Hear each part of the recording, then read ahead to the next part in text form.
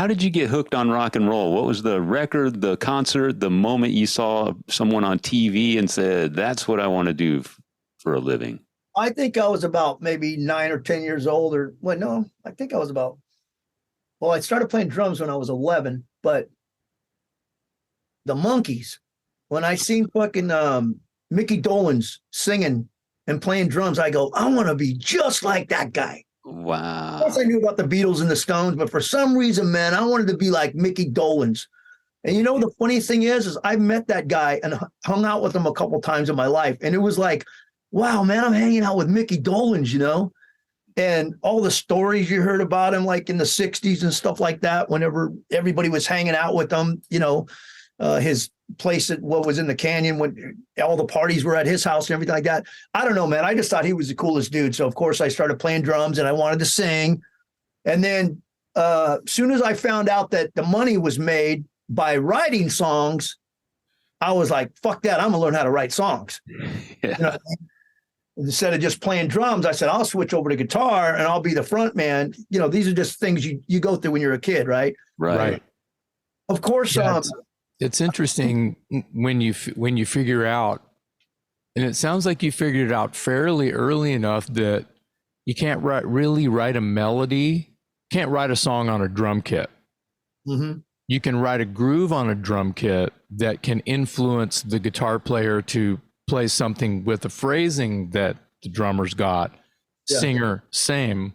Keys, whatever, same. But that's influencing the rhythm patterns and phrasing of where the song is going to go.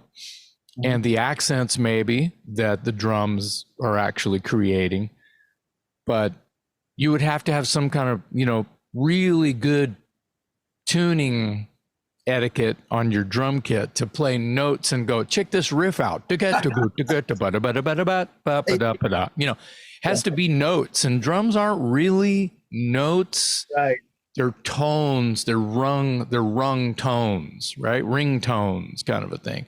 So when people realize that, and people can agree to disagree with what I'm talking about here, but I feel like you're a songwriter and you kind of understood that early. Is like, I want to learn how to write a song. You said it yourself. Right. Absolutely. But, you know, songs have drums. Some songs don't have drums. Okay, you're a drummer. What if there's a song that you're writing that you go, what would this sound like without drums? Well, hey, and the drummer goes, hey, wait a minute, I'm the drummer. What do you mean? What am I going to do during the song? You know, see what I mean? Yeah, well, that's what I'm talking about. Yeah. Okay, drummer, write a song. Let's talk about Neil Peart. Neil Peart wrote all the lyrics for Rush. Day one, joined the band, started writing lyrics. How crazy is that? Yeah, yeah. Well, that I think you're the first guy we've had on the show that cited Mickey Dolenz as your first inspiration. It is, but I think it's cool as shit. I do too. We get a lot of people that go, you know, Kiss Alive. That was the gateway. Or we saw Kiss on the Halloween special on TV, and that was it. You're the first guy that's mentioned the Monkees. I think that's really cool. Well, wasn't Mickey Dolenz, and it could be another monkey, but was it Mickey Dolenz who was in the original Hollywood Vampires, which is basically a drinking club? That's right. That's at the Rainbow. I think Mickey Dolenz was actually in that original drinking club. Yes, he was. Funny thing is, whenever the Monkees, I used to live with my grandmother when I was a kid. So when the Monkees came on stage or on the scene, you know, whatever it was, 66 or 67, whatever the hell that was. My grandmother goes, oh, I know that boy. And I go, you do? She goes, he used to be on a show called Circus Boy. He was a little kid in like this circus. It was a TV show. And he was about 10 years old, Mickey Dolenz, you know? Wow. And I remembered him. And that always stuck with me my whole life, you know? Wow. He was already like a childhood kind of star on TV. You know, he wasn't a great drummer or a great musician. He was just a good actor. You know? Derek, isn't your band from the Bay Area? Yeah. Yeah. And you still live in Northern California? Yes. Yep. Everybody does. Yeah. Were you kind of a heavy metal punk going down to the shows and all that stuff in the early 80s when all of the big thrash scene was happening down there? No. Were you going down there and seeing, Y&T and? I seen. Oh, I was definitely a Y&T fan. That's when I was in high school. And I'd be honest with you, I think seeing Dave Medichetti and Y&T when I was in high school, when I was a freshman, they came at lunchtime, and they just released their first album. Yesterday and Today. Yeah. Yesterday and Today. Yeah. And man, that's still one of my favorite albums. This fucking kick-ass album, Yeah. And as soon as I seen that, I was like, wow. I mean, I was playing guitar and I was starting to get pretty good, and everybody was starting to recognize, like, hey, I'm writing songs, and even 7th, 8th, 9th grade stuff. But when I seen them, I was like, wow, man, it just blew my world away, where I would just like study. And then I started going to see Y&T whenever I can. And they played a lot of concert halls around here, veterans halls and things like that. They were really big. I mean, they were playing with Journey and shit. Yeah. And then next thing I know, I started like roadieing for these guys and stuff like that, Wow. So I started kind of like that in the rock scene, So I want to back up. Did you say they showed up and played at your school during lunchtime? Yep. Wow. Unreal. That's awesome. And this is with Leonard Hayes on drums, and Joey Alves on guitar, and Phil Kennemore, the original band. Yeah. Original band, and they were fucking badass. Yeah. I mean, as years go by, you start knowing those guys, and I became a really good friend with Leonard, and man, the stories Leonard had, oh my God, that guy could have wrote like 3 books, and you could have made a movie about his life. He was taken too soon. Way too soon, but crazy dude. Right before he passed, maybe about a year before he passed, he wanted me to join his band.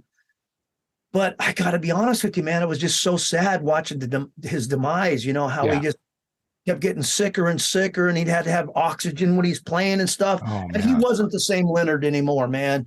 But I got to tell you, man, when he was younger, when Yesterday and Today was kicking ass, I'd put him against Bonham or any of the best drummers in the world. That guy's foot was fast, man. Yeah, he had the quickest right foot I had ever heard, besides Bonham. Right. My old band covered some old Y&T. Anyway, amazing drummer. That's amazing that you got to spend time and be part of the up and coming or Yesterday and Today Bay Area rock scene. Was there any other bands that in your youth that you used to kind of follow that were from your stomping grounds? There was a band called Next that was pretty good. Eric Martin band, we were called 415.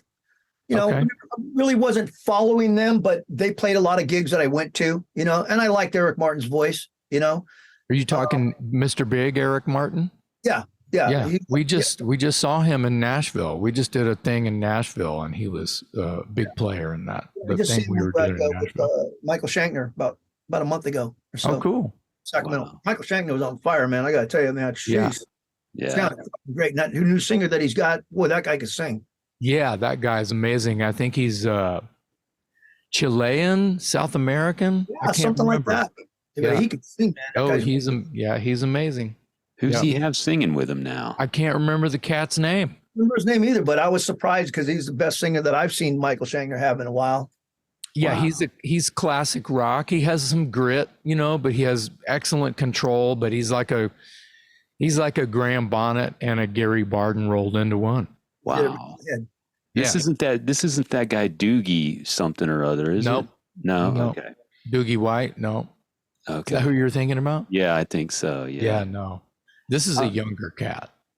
Derek, I saw something on your bio. I think you have a side project called the Heavy 470s or something. Oh, yeah. That's with me and Danny De La Rosa, who was in Babylon A.D. for 30 years or whatever. And then we got the drummer Marty Schuhart used to play with Greg Ken for about 11 years, and Ben Wong used to play with Montrose for a couple of years. And so it was just one of these kind of things where coming out of COVID, none of us were doing anything. And so I said, why don't we fucking put together a band of just shit we like, but we don't want to be a cover band. You know what I mean? And everyone around here in the Bay Area right now, the shit that's big is tribute bands.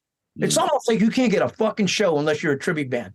Right. So I said, okay, what if we put together a band find a cool name, but we only play like Montrose, Aerosmith, Thin Lizzy, UFO, and that's it. Because that's the shit that we all grew up on, and or have, you know, really that's my bread and butter. Where do I sign up? Yeah. So it was like, this is the shit that I liked when I was a kid. Let's just do that, and that's it. And we'll be called the Heavy 470s. There's four guys in a band, 4 fucking groups, and that's it. And we've been leaving a mark, man. There's a lot of people coming out to all our shows now, and we could be kind of considered a tribute band. Sure. Yeah. Have you ever seen the Butlers? Yes, I have seen the Butlers. Yeah, they're really good. Yeah, because they're out there. They're your neighbors. Yeah. They play some of the same joints that we play. Yeah, cool. Yeah. And they kind of have that same vibe. They do Lizzy and Aerosmith